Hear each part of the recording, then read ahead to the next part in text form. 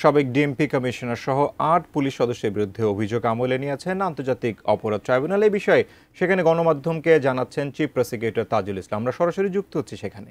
পরবর্তী কার্যক্রম শুরু হবে বলে আশা করছি। এই পর্যায়ে পর্যন্ত আসার জন্য আমাদের এই ট্রাইব্যুনালের তদন্ত সংস্থা, ট্রাইব্যুনালের প্রসিকিউশন টিমের বিভিন্ন সদস্যবৃন্দ সবাই অক্লান্ত পরিশ্রম করেছেন। আমি চিফ প্রসিকিউটর হিসেবে আমার টিমের প্রতি এবং তদন্ত সংস্থা সকলের প্রতি আমি ধন্যবাদ জানাচ্ছি তাদের এই পরিশ্রম এবং তাদের এই ত্যাগের জন্য।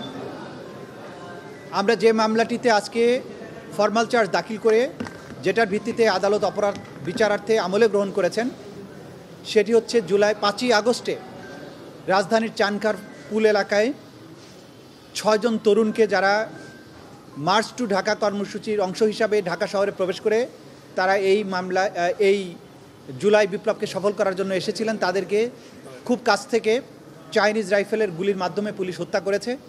আজকে যাদের বিরুদ্ধে বিচারের আনুষ্ঠানিক যাত্রা শুরু হয়েছে তারা হচ্ছেন ঢাকা মহানগরীর ডিএমপির যে সাবেক পুলিশ কমিশনার হাবিবুর রহমান সহ পুলিশের বিভিন্ন পর্যায়ের কর্মকর্তা 8 জনের বিরুদ্ধে বিচার প্রক্রিয়া শুরু হয়েছে।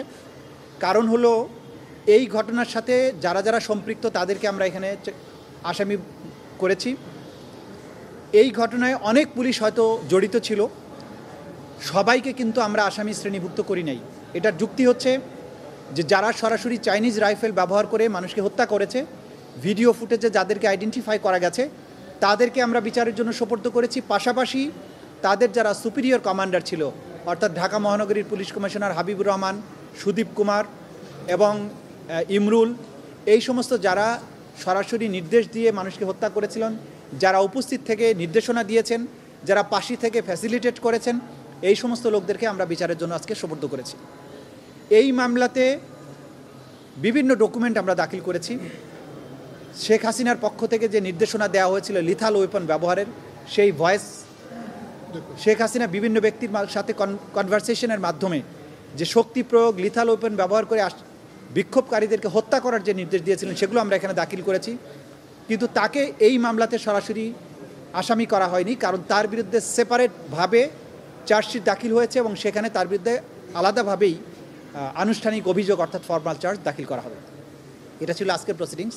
এর বাইরে শেখ হাসিনা এবং শাকিল আহমেদ নামে আওয়ামী লীগের গাইবান্ধার যে নেতা, যাদের মধ্যে টেলিফোন কনভারসেশনের মাধ্যমে শেখ হাসিনা বাংলাদেশে সমস্ত এই জুলাই বিপ্লবের যারা মামলা করেছেন, যারা মামলার বাদী হয়েছেন, সাক্ষী হয়েছেন, তাদের বাড়িঘর জ্বালিয়ে দেওয়া এবং তাদেরকে হত্যা করার যে নির্দেশনা দিয়েছিলেন, সেই টেলিফোনিক কনভারসেশনটা ভিত্তিতে একটা কন্টেম্পট প্রসিডিংস তার বিরুদ্ধে ড্র হয়েছিল।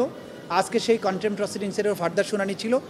সেটা শুনানি অন্তে আগামী 3রা জুন এটার পরবর্তী আদেশের জন্য ধার্য করা হয়েছে। যে কন্টেম্পট প্রসিডিংসে সাধারণত নোটিশ জারি হওয়ার পরে পত্রিকাতে বিজ্ঞপ্তি দেওয়ার প্রয়োজন হয় না, কিন্তু স্বচ্ছতার স্বার্থে, আন্তর্জাতিক মানদণ্ড রক্ষা করার স্বার্থে কেউ যাতে প্রশ্ন তুলতে না পারেন সে কারণেই এই আসামিদেরকে কন্টেম্পট প্রসিডিংসে হাজির হওয়ার ব্যাপারে পত্রপত্রিকায়, দুটো বহুল প্রচালিত পত্রিকায় বিজ্ঞপ্তি দিয়ে তাদেরকে আদালতে হাজির হওয়ার জন্য নির্দেশ যেটা দিয়েছেন সেটার নোটিফিকেশন আকারে পত্রিকা ছাপার নির্দেশ দিয়েছেন। সেটাও আগামী 3 তারিখে ফার্দার আদেশের জন্য আসবে এবং সেদিন যদি তারা হাজির না হন, তাদের আইনজীবীর মাধ্যমেও যদি জবাব না দেন, তাহলে আদালত এই ব্যাপারে পরবর্তী আদেশ প্রদান করবে। গ্লিটারের টুইন লেমন ও অ্যান্টিব্যাকটেরিয়াল ফর্মুলা বাসনকে চকচকে জীবাণুমুক্ত করে আমাদের দেয় গ্লিটার গ্যারান্টি। আপনি জুলাই আগস্টের গণহত্যা নিয়ে কিছু কথা বলছেন এবং আওয়ামী লীগের সামগ্রিক 16 বছরের নৃশংসতার ইতিহাস সেটা তুলে ধরছেন, কী বলতে চেয়েছিলেন? আমরা যেটা বলেছি, আওয়ামী লীগের জন্ম থেকে শুরু করে যতদিন তারা বাংলাদেশের শাসন ক্ষমতায় ছিলেন তাদের পুরো কর্মকাণ্ডের পেছনের ইতিহাসটা তুলে ধরা হয়েছে।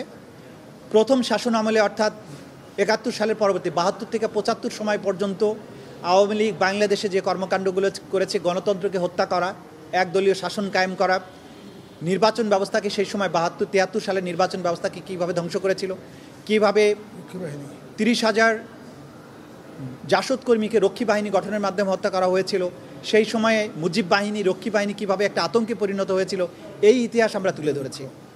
দ্বিতীয় পর্যায়ে এসে 2009 থেকে 2024 পর্যন্ত সময়ে আওয়ামী লীগ কীভাবে ক্রমান্বয়ে একটার পর একটা রাষ্ট্রীয় প্রতিষ্ঠানকে ধ্বংস করেছে, বিচার ব্যবস্থাকে ধ্বংস করা, নির্বাচন ব্যবস্থাকে ধ্বংস করা, অর্থ ব্যবস্থাকে ধ্বংস করা, দুর্নীতিটাকে প্রাতিষ্ঠানিক রূপ দেয়া, গুম খুনকে একটা কালচারে পরিণত করা, মানুষের ভয়েসকে কিভাবে সাইলেন্ট করে দেওয়া যায় সেটার জন্য গুম খুন, ডিজিটাল নিরাপত্তা আইনকে কিভাবে ব্যবহার করা হয়েছে, প্রতিরক্ষার দিক থেকে বাংলাদেশে ধ্বংস করার জন্য পিলখানা হত্যাকাণ্ডের মাধ্যমে সেনাবাহিনীর চৌকস অফিসারদেরকে হত্যা করা এবং প্রতিরক্ষা বাহিনীর মেরুদণ্ডকে ভেঙে দেওয়া, ধর্মীয় মূল্যবোধে বিশ্বাসী লোকেরা যাতে ভয়েস রেজ করতে না পারে শাপলা চত্বরের গণহত্যার মাধ্যমে তাদেরকে সাইলেন্ট করেছে। এইভাবে এই পেছনের পটভূমিকাটা তুলে আনা হয়েছে এই মামলাতে, কারণ এই মামলায় এই পটভূমিটা অসম্ভব রেলেভেন্ট এবং গুরুত্বপূর্ণ।